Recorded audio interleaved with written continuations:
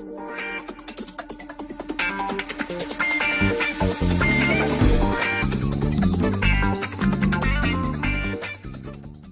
is going on, everybody? Ali here, and welcome to my One Piece Chapter 855 review, Growl. Yes, that is what this chapter is called, and if any word were to describe this chapter, I think it would definitely be comedic. That's what it was. It was really hilarious with what everybody was going through.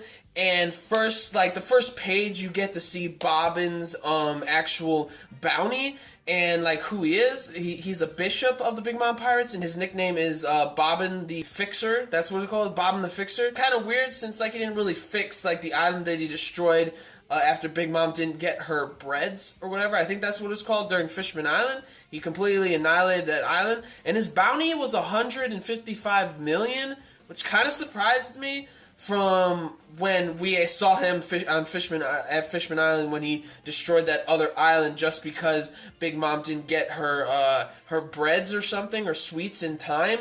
So I'm like, I thought his bounty would be like at least around Peckham's, like around 300 or 400 or something, but it was 155. And like it kind of like threw me off a little bit. But anyways, he wasn't hurt by what Sanji did. He got right up and stuff. And for some reason, I don't know what that was. It was like a cloth or something that's in front of his face when he does the bobbing or whatever. And whenever he did the bobbing, like the people fall asleep. It makes like a chiming noise that makes them fall asleep, which is a pretty cool ability or anything. I definitely don't think it's a devil fruit or anything. But, yeah, he rushes, and he's like, I'm bobbing, I will fix this, or whatever, so he's running after Sanji. Sanji leaves, and every few pages you see Sanji getting closer and closer to Luffy, and, but also the other pages go to where Brook is. He's sleeping, in Big Mom's hand while Big Mom is taking a nap, is sleeping. And this is like the funniest part of the chapter was when everybody, one after another, they keep trying to do like 3 to 4 attempts at trying to get Brook out of Big Mom's hand with like a dummy that they found, like a corpse or something that they found. That stuff was hilarious. First off, Chopper was going to do it, but then Brule like screams or something. That was hilarious. And Chopper was like, shut her up, gag her or something. That was hilarious. And then so Chopper takes the dummy. He's going in there. It doesn't work because he sneezes, and then his face is like, oh shit. Which I cracked up laughing, and then Big Mom completely destroys the ground just because she thinks it's a fly or something, which was hilarious because there actually was a fly in the room. So then his attempt failed, and then it was Carrot's turn.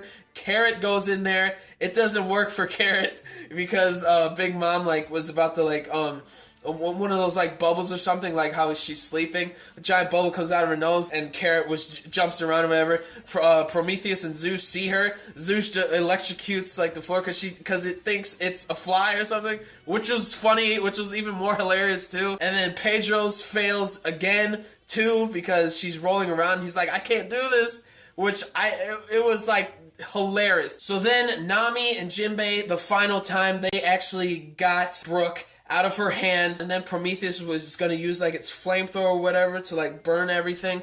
And then Jinbei saves the day. They get into the mirror world. Boom, they save Brook. And it turns out Brook got the rubbings, like the rubbings of the poneglyph. It was hilarious. Everybody's like, you know, it's basically impossible to get those poneglyphs with Big Mom and stuff. Of course you wouldn't be able to get them. And then Brook's like, yeah, he's like, oh yeah, I do have them. Which is like, he's like, no, not at all. Like, I had to do something. I didn't want to make your sacrifice be in vain or something, doing like the decoy thing. He takes it out of his skull. Everybody's face, Nami's face, Carrot's face, Chopper's face, part of Pedro's face, and even Jinbei's face. They were just like baffled. They were laughing. Well, I was cracking up, but they were so baffled by what Brook went through because he's going up against commanders, and then Big Mom is there, so they think it was impossible for him to get the rubbings of the poneglyphs, and he got them. He followed through. It wasn't in vain at all. And he also said that like if we tried to do it another attempt again later on, then it would be like an all-out, a huge scale like pirate war. So he actually got them. Nami gave him a hug and everything, saying like, wow, you're so good. Brook. Jinbei's praising him. He's like, what a man and everything. And then Brook's like, so since I did this, can I at least see your panties now? Which I thought was even more hilarious. Nami kicks him. Awesome stuff. And then it goes again to where Sanji is trying to get to where Luffy is. Sanji finds him again because, you know, Luffy's stomach was growling so loud, hence the name of the chapter, Growl. And he sees Luffy there, and he has like kind of like a smile, but it's also raining, but it looks like Sanji's kind of crying a little bit with like snot coming out of his nose or whatever. And Luffy looks like he is just down for the count. That's how the chapter ends. I loved it. It was good. It was a lot of fun.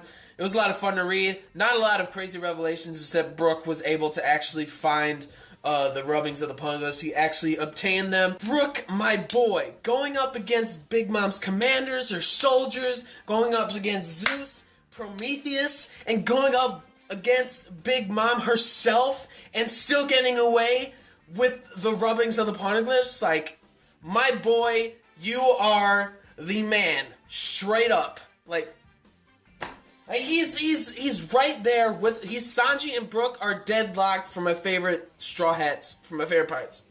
That's it. And now it's just an escape plan to completely just get out of there with Sanji. It's just going to be straightforward just to that. I'm excited. I'm happy about it. It's going to be crazy awesome. And yeah, that's how the chapter ends, with Luffy sitting there. So I give this chapter a 7 to a 7.5, mainly because, again, there wasn't really that much revelations, except Brook was able to actually get the poneglyph, the rubbing of the poneglyphs. So, yeah, other than that, there wasn't really that much action, except for just Big Mom rolling around and shit, which was, I thought was, like, hilarious stuff. Because she basically destroys her bedroom just because there's a fly in there.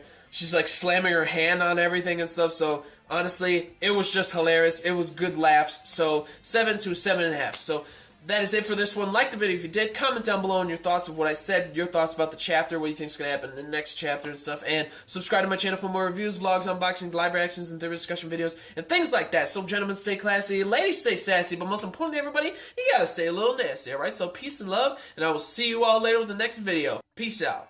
And also, I'm kind of starting to think, what if when Sanji meets Pudding again, Pudding's all like all gushy, like lovey-dovey, kind of like faking it to him, but then like she sees that like his face is like not really loving her or anything like that. So what if like when he falls asleep or something, she actually takes part of his memory out to see like why is he acting like this, and she sees him seeing her acting the way she was to Reiju or something. She actually takes that out of his mind. Like, he's gonna be at the wedding and then Reiju's gonna be like, why are you here and everything. Like, oh my gosh, if that happens, oh my gosh, my heart is just gonna get, oh, my heart's aching already just thinking about it.